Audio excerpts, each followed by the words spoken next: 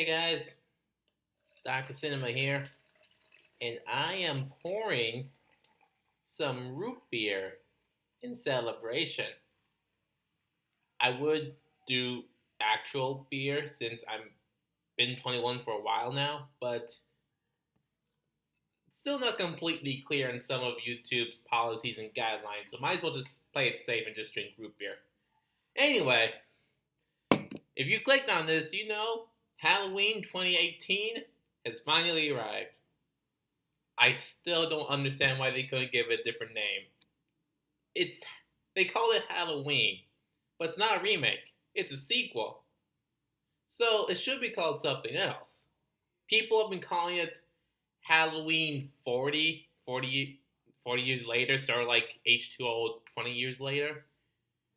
I personally just been calling it Halloween 2018 because, yeah, that's what makes sense for me, but whatever.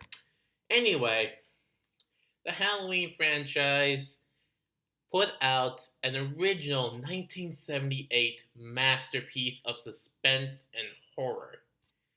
Everything else that came after that ranged from trash, which would be Rob Zombie's Halloween 2, to films that were okay, it's not on the same level, but it's still kind of good, which includes the original Halloween 2, and even a little bit of Halloween 3 Season of the Witch, but that's for a different video.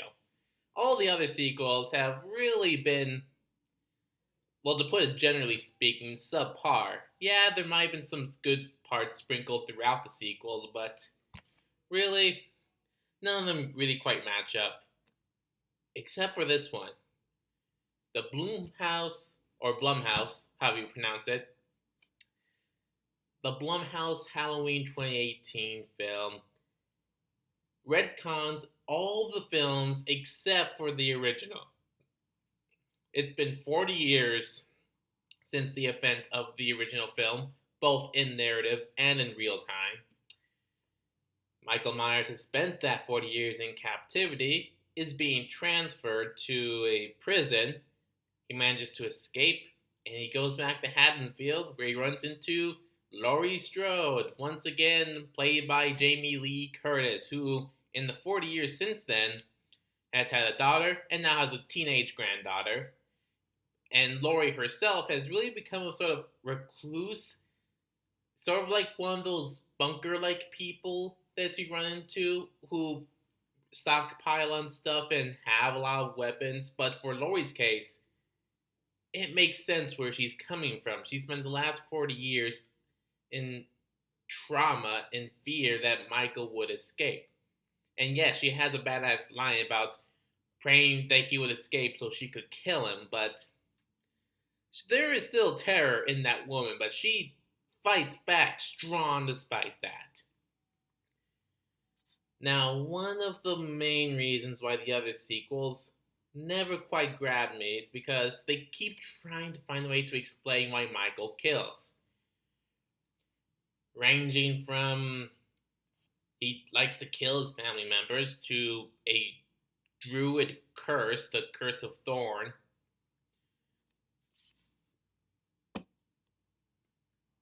Honestly, trying to explain a killer that was described in the original film as being pure evil is ridiculous. Which is why this film sticks to that. He's just pure evil. I mean, even really his new psychiatrist kind of agrees with that, although he has helped try to spend the last 4 years trying to figure out what makes him tick and such. But he's not quite on the same level as like Loomis is saying he is evil.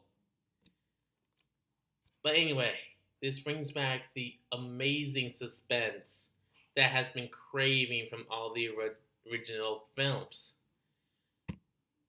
I mean, it's suspenseful, but there's also more gory action than in the original, but just enough to kick up the ante, to bring this up to a higher stake level. It's what I want in a sequel of a slasher franchise. Now, obviously, there already have been some people who really don't like the film. But I just don't really understand that.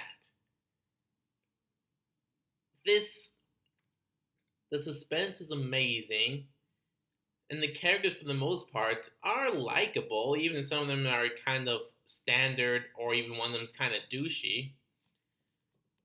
The action is actually great. The fight between Laurie and Michael is spectacular. And the way the movie ends, I'm not going to spoil it, but it's really great. I mean, there are probably going to be some people that aren't going to like how it ends, but personally, I thought it was great. I thought it was amazing that how they did that. Again, it focuses on the suspense and the horror that is Michael, not an avatar of some druid curse. Not that he's obsessed with family, because that's been wiped out, but because he's purely and simply evil. Now, I know not everyone's going to share my opinions about the Halloween franchise in general, but in terms of this movie, Michael's back. For real, Michael Myers is back. And as a horror fan, I love it. I love it so much. And the score, of course, spectacular because John Carpenter. Oh my god. I love this movie. So that's really all that I have. Comment down below. Really interested to see your thoughts. Like, subscribe, and share. And Dr. Cinema. What, you want to say? Hey, it's Quachi. Quachi wanted to say something. Say it. That's Quachi. Always bringing excellent insight into these videos. Anyway, though, that's all I have for right now. See you guys next time.